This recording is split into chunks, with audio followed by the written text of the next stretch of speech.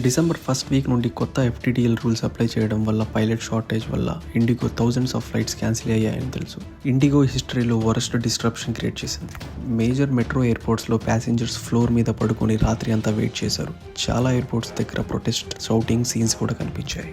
December 1 నుండి 7 మధ్య 6 lakhs booking cancel అయ్యాయి. అరౌండ్ 570 crores రీఫండ్ ప్రాసెస్ అయ్యాయని రిపోర్ట్స్ చెప్తున్నాయి.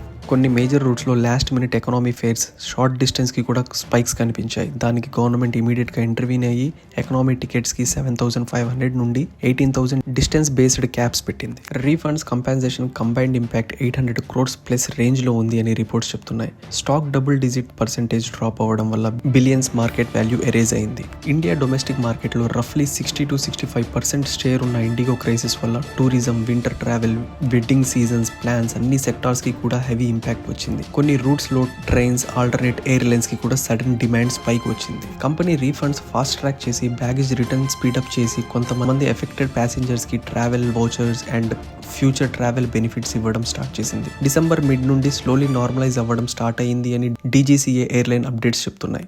మీలో ఎంతమంది ఇంపాక్ట్ అయ్యారో కామెంట్ సెక్షన్లో చెప్పండి. ప్లీజ్ లైక్ అండ్ సబ్స్క్రైబ్ చేయండి. Thank you.